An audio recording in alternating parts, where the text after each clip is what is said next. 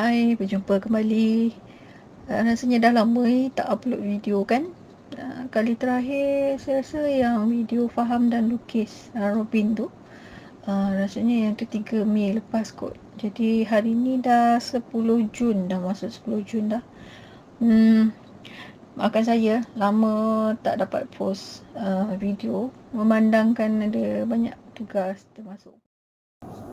Okey, ini ialah apa yang kita dah buat dalam video sebelum ini. Jadi kita nak mula balik daripada sini. Cuma kali ini kita nak tukar, instead of melukiskan chart, kita akan cuba calculate. This time around kita calculate waiting time, juga average waiting time. Okay, so berbeza sikit daripada 5-4 dengan priority. Dia agak straight to the point. Dia tak banyak tak banyak sangat lah dia punya step tu. Dia lebih mudah lah sebenarnya. Jadi gancat untuk round robin ini berbeza sikit cara mendapatkan waiting time nya. Okay, kita boleh cuba cara ni. Saya cadangkan baik cuba cara ini supaya tujuannya ialah cuma nak mengelakkan pelajar daripada buat careless mistake lah. Kalau anda perasan, saya memang suka bagi tips dengan kaedah yang saya rasakan boleh mengurangkan kesilapan yang tak sepatutnya berlaku lah. Baik, so kalau kira waiting time sebelum ni dalam 5-4, kalau soalan dia macam ini, A, B, C dan D, ni 0, 5, ini 6, 7, ini 9, dia punya waiting time ialah A ialah 0, B ialah 5, C ialah 6, D ialah 7. Tapi untuk round robin sedikit berbeza. Jadi kita tak akan guna kaedah ini. So saya akan padam ini. So saya nak perkenalkan kamu kaedah untuk kita lukis rumah, setiap satu rumah yang mempunyai nama proses yang sama. Iaitu contohnya kita cuba dapatkan waiting time yang pertama.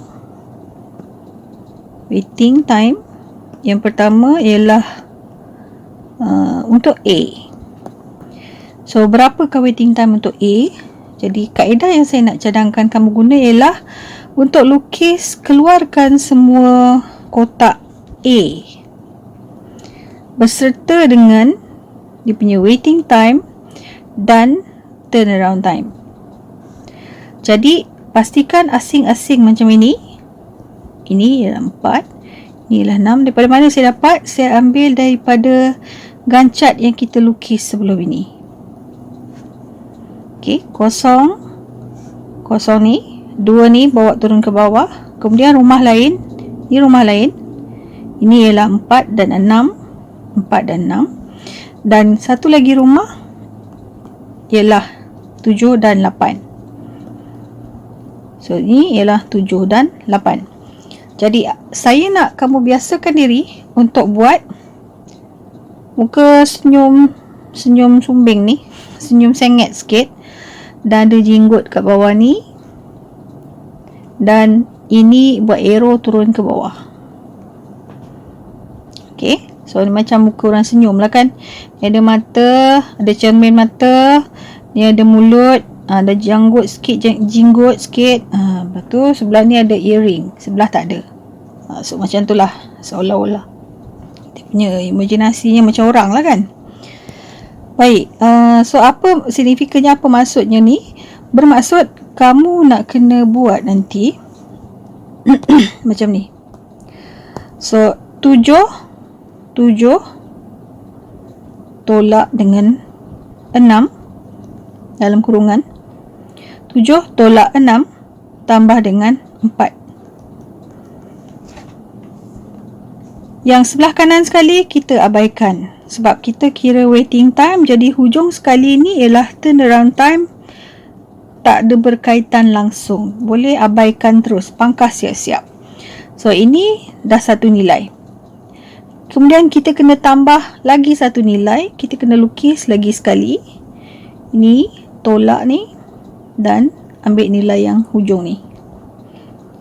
Iaitu bila kita tulis 4 tolak 2, baca dari belakang dalam bracket, tambah dengan kosong ini, satu lagi bracket besar, satu lagi kurungan besar. Okey, saya ulang semula supaya kamu boleh lebih faham lagi apa yang saya sedang cakap ni. Okey, so kita kena biasakan diri dengan kaedah ni. Yang hujung kanan sekali ni ialah turnaround time. Jadi tak ada kaitan, kita boleh pangkas siap-siap. Dan yang ini dua ni kita kena tolak. Dan nilai hujung ni kita kena ambil. So nilai yang kita tolak dan nilai hujung ini kita kena tambah nanti. Okey. Kemudian ini pun sama. Yang seterusnya juga sama. Kita kena tolak 4 dengan 2. Kemudian kita kena tambah dengan nilai kosong. Jadi bila kita tuliskan dalam bentuk matematik, dia akan jadi kosong, bracket pertama, kosong, tambah 4 tolak 2. Tutup bracket, tambah dari belakang 7 tolak 6, bracket kecil, tambah dengan 4. 2 ni ada 2 bracket besar lah. So kalau kita dapatkan nilai dia, ini ialah kosong tambah 2, jadi 2. Kemudian ini 7 tolak 6 ialah 1, 1 tambah 4 ialah 5, 2 tambah 5 ialah 7. Jadi waiting time untuk A ialah 7. Ini hanya untuk A sahaja. Bagi waiting time B pula, kita juga guna kaedah yang sama, iaitu kita kena keluarkan dulu kotak bagi setiap B. Jadi berdasarkan gambar rajah sebelum ini, kita ada 2 kali B. Ada 2 kali B. Kita akan ambil kotak ini, kita ambil dan kita letak di bawah ni supaya kamu nampak, ingat semula apa yang kita buat sebelum ni.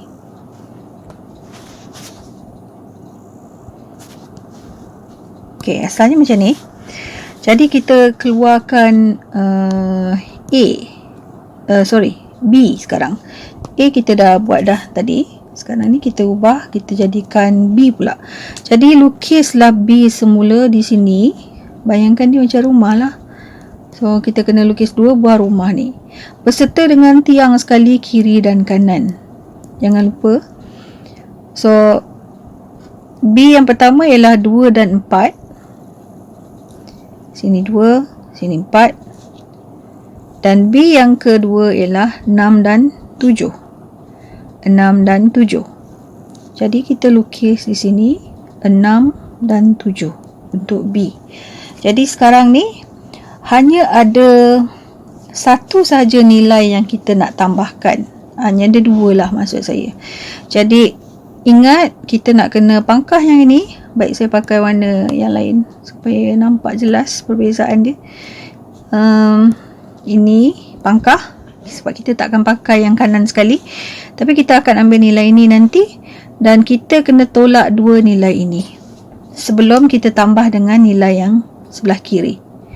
Jadi dalam tulisan dalam ayat matematiknya ialah 6 tolak 4 tambah 2. Ini ialah waiting time bagi B.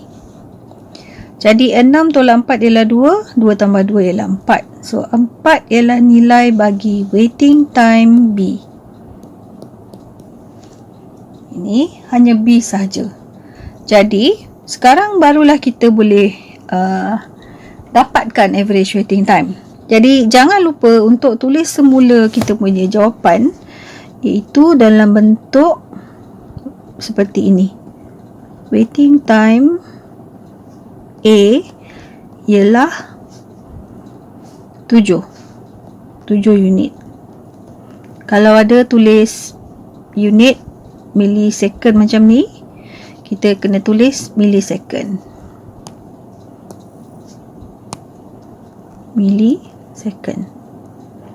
Dan waiting time B kena tulis macam ini supaya mudah bagi pemeriksa dan mudah juga bagi kita untuk mencari semula apa yang kita dah buat bila kita terhenti. Katakan nak pergi toilet pula dalam masa final exam kan. Jadi berhenti kelak kat tengah-tengah ni memang dah tak boleh tahan sangat lah.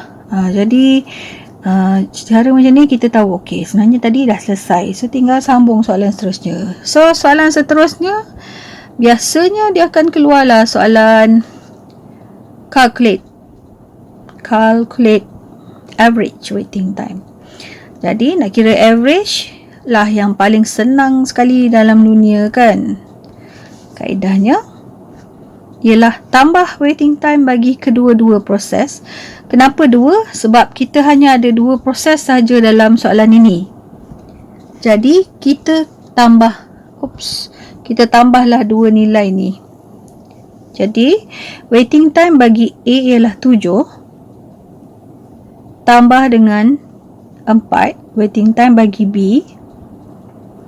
Kemudian kita bahagikan dia dengan jumlah proses yang ada, iaitu ada dua proses. So ini ialah formula yang semua orang tahu. Ini ialah cara untuk mengira average. Jadi kita dapatkanlah nilai ni. Tolong gunakan cara kerja matematik dengan betul secara tersusun supaya kita boleh elak daripada markah kita dipotong sebab pemeriksa tak faham apa yang kita tulis. So kalau kira 11 bagi 4 berapa?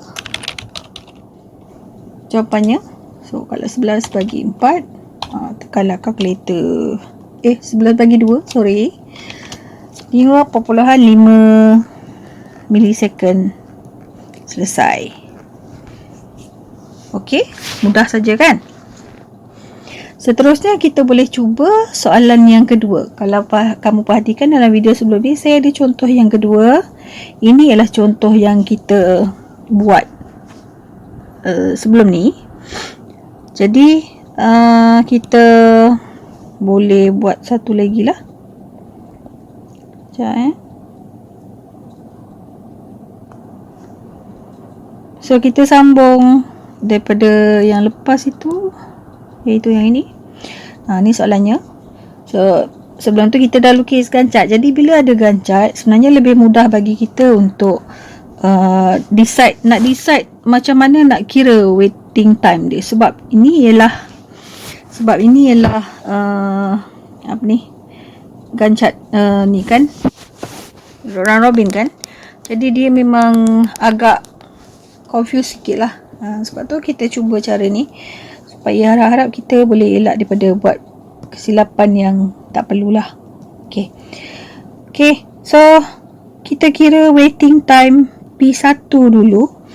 Lepas tu kita akan kira P2, kemudian kita kira P3 sebab dalam ni ada 3 proses. Okay, so kita buat satu dulu. Okay, waiting time bagi P1, lukislah dahulu rumah ini beserta dengan timeline sekali. So kita ada 1, 2 dan 3 dalam ni untuk 1.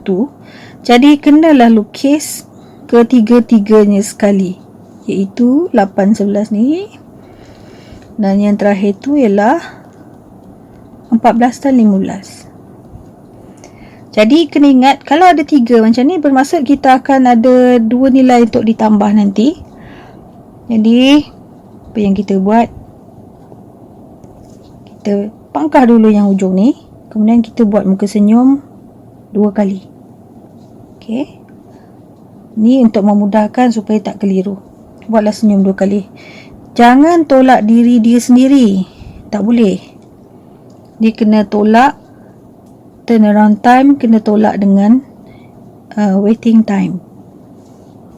Kena tolak turnaround time dengan waiting time orang sebelah-sebelah. Tak boleh tolak diri dia sendiri. Okey, tak boleh tolak diri sendiri. Jadi seterusnya ialah untuk pastikan kita tanda macam ini juga. Bermaksud kedua-dua nilai ini confirm akan ambil. Kedua-dua yang melengkung ini kita kena tolak dulu, baru kita boleh ambil nilainya untuk kita tambah ke semua sekali. Jadi kalau kita tengok, ini nanti akan menghasilkan satu nilai selepas ditambah, dan ini juga akan menghasilkan satu nilai selepas ditambah. Okey, maksud saya ini. Jadi ada dua nilai yang kita nak tambah nanti. So tulislah sama dengan, saya suka mula dari belakang, boleh juga mula dari depan. 0 tambah 8 tolak 3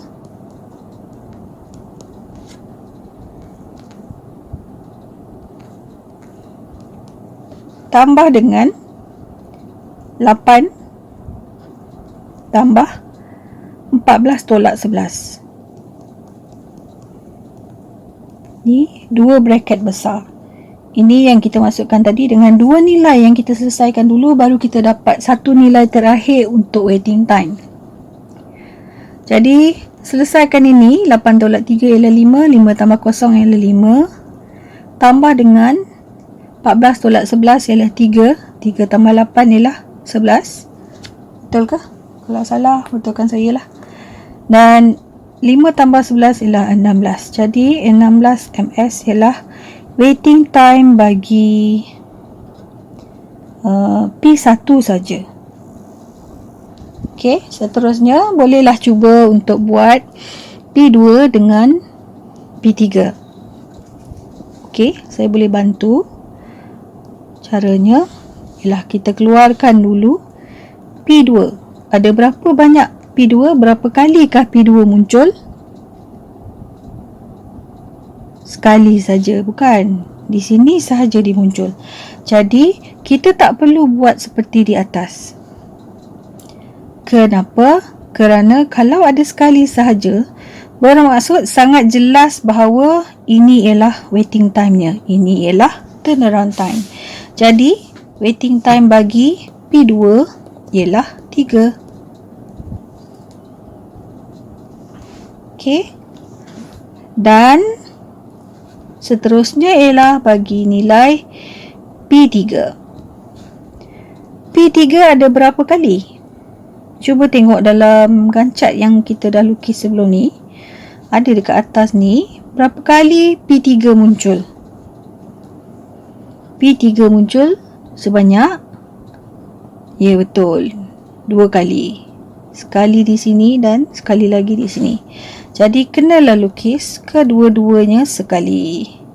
So P3 yang pertama ialah 5 dan 8. Dan P3 yang kedua ialah 11 dan 14. Kemudian kena buat apa? Kena buat muka senyum tu. Muka pakcik senyum yang ada jenggot tu. Jangan lupa pangkah dulu. Yang sebelah kanan sekali tu tak boleh pakai. Takkan digunakan untuk waiting time. Yang ini ada jenggot. Dan yang ini ada earring kat sebelah. Ada anting-anting kat sebelah. Jadi kita tambahkan nilai 5 dengan 11 tolak 8. Tolong pastikan tulis dengan lengkap macam ini, seperti anda menyelesaikan soalan matematik, supaya nampak dengan jelas bahawa kita faham apa yang kita buat. Baik, so 5 tambah dengan 8, 11 tolak 8 ialah 3 kot. Dapatlah 8. Jadi 8 ms ialah waiting time bagi P3. So sekarang kita dah dapat 3 sekali waiting time. Jadi bolehlah kita selesaikan mengira average waiting time. Mengira average waiting time paling senang sekali dalam dunia. Kita ambil ketiga-tiga nilai ni. Ketiga-tiga waiting time ni kita ambil. kita tambahkan kesemuanya dan kita bahagikan dengan berapa banyak proses yang kita ada. Jumlah proses yang kita ada. Dalam soalan ni kita ada 3. Jadi kita bahagilah dengan 3. So kalau kita kira pakai kalkulator, so 16 tambah 3 tambah 8 ialah 27. Kita bahagi dengan 3, kita dapat 9. So 9 ialah unit 9 ialah nilai bagi average waiting time untuk soalan ini. Okay, so jangan lupa, saya terlupa pula tadi kan, nak bagi tahu jangan lupa sebelum kira average waiting time ni, dekat sini kena ada tulis waiting time P1 ialah berapa, waiting time P2 berapa, waiting time P3 berapa. Lepas tu baru kita selesaikan average waiting time. So tulislah dekat sini ni 16, ini 3 dan ini 8. Okay, so anda boleh cuba sendiri untuk bahagian terakhir ni. Bahagian terakhir ni dia lebih panjang sebab nombornya lebih besar sampai 73 kan. Jadi kaedahnya sama, cuma nilai yang kita nak buat tu dia jadi lebih panjang, lebih banyak. Contohnya kalau saya ambil Z, semua Z tu anda kena lukis. Tak payah cantik-cantik sangat, tak payah pakai pembaris sangat, lebih kurang je lukis. So lukislah yang saya tandakan ini. Okay, lukis yang saya tandakan tu. Kemudian boleh buatlah muka senyum tu kan. Kena ambil ni, buat ni. Okay, cuma saya nak maklumkan, kena ingatkan kamu, sebab saya belum tunjuk lagi, apabila kita ada dua nilai yang berturutan macam ni, ada 2 kali Y, apa yang kita buat, kita abaikan nilai yang di belakang ini. Kita cuma ambil kira nilai yang di depan sahaja. Sebab nanti kita nak tolak dia dengan 66. Kita nak tolak dia dengan 66. Jadi, memang kita kena ambil ini saja. Ni tolak. Dan ini kita, mana dia? Ni ambil ni. Ini untuk Y. Y tu berulang di hujung sekali. Yang ini hanya khas untuk yang proses yang berulang beberapa kali dekat hujung. So dia kena bersebelahan tu huruf yang samalah. Kalau Y, sebelah dia Y, sebelah dia Y, sebelah dia Y lagi. Ataupun kalau dia Z, sebelah dia Z, sebelah dia Z. Bukan berselang-seli ada huruf lain dekat tengah-tengah. Jadi kalau dia bersusun-susun macam ni, memang lepas satu-satu semuanya huruf yang sama, semuanya proses yang sama, kita tak payah tengok yang belakang lah, kita tengok yang depan saja. So kalau lukis pun untuk kira waiting time pun kita ambil yang depan saja, yang belakang tu tak payah kira. Melainkan kalau kita disuruh kira turnaround time, soalan ni memang jarang lah keluar, tapi kita tengoklah macam mana kesempatan yang ada nanti untuk kita rakamkan soalan yang ada kira turnaround time. Tapi jarang berlaku lah. Okay, so itu saja. Terima kasih. Jumpa lagi untuk scheduling algorithm seterusnya. Okay, bye.